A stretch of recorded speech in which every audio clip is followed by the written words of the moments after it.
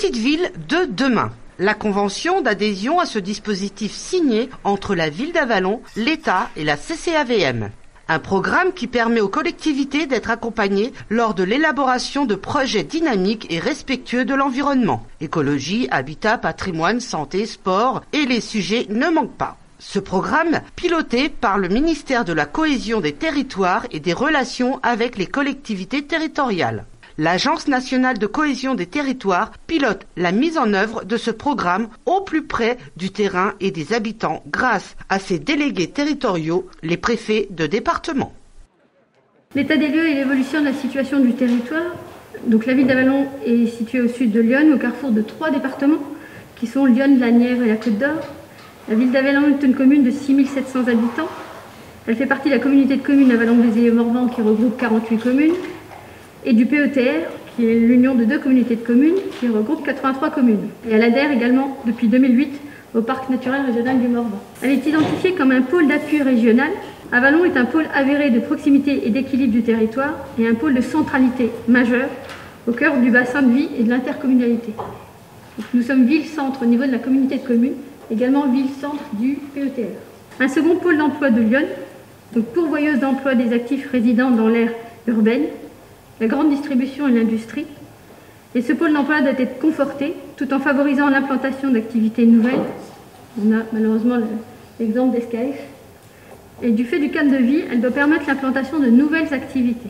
Classée parmi des services intermédiaires comme les commerces, les services, la santé, en tant que ville sous-préfecture, elle exerce son attractivité au-delà de son aire urbaine avec la maison France Service. La ville possède également un patrimoine naturel, architectural, archéologique et culturel d'une grande valeur, avec une cité médiévale et ses remparts, des monuments historiques, un patrimoine bâti et naturel protégé, des sites d'intérêt majeur. C'est une ville étape pour un tourisme de séjour ou de passage et qui joue un rôle important dans l'accueil de tourisme. Ce potentiel touristique et résidentiel doit être valorisé. Afin de pérenniser son rayonnement, la ville doit se réaffirmer dans son rôle et sa fonction de proximité et de son identité. Cela suppose une stratégie de convergence, des actions au service d'une logistique développement d'ensemble. Sa capacité à attirer et maintenir la population sur son territoire est un facteur essentiel pour son devenir. C'est dans ce cadre que nous avons orienté les principaux enjeux identifiés qui portent essentiellement sur la santé, sur l'habitat, l'urbanisme et l'aménagement, sur des équipements sportifs et culturels, et sur son économie, le service numérique et le tourisme. Avec toujours en tête 2 volets transverses qui sont l'accessibilité et la transition écologique. L'ensemble des projets que vous portez, de bien donner un contenu déjà sur ce projet Petite Ville de demain et de mesurer que déjà une grande partie du chemin a été réalisée et que vous êtes très prêt à rentrer dans cette démarche. L'esprit du programme d'appui Petite Ville de demain, c'est vraiment d'aider à reconquérir les fonctions de centralité au sein d'un bassin de vie. Et la ville d'Avallon illustre très bien cette réalité, vous l'avez souligné, au sein du PETR, au sein de l'agglo, de l'arrondissement lui-même, où Avallon a une place importante pour toute la population qui vit sur ce territoire, autour de cette ville.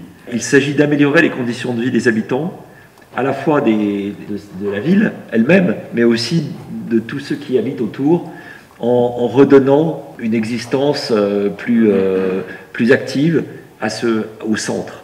Il y a des outils à travers la convention Petite Ville de demain qui sont notamment l'outil de l'opération de revitalisation du territoire, l'ORT, qui est un outil créateur de droit pour maîtriser l'aménagement commercial au sein du bassin de vie. Et il est certain que la reconquête des centres-villes repose bien sur deux axes.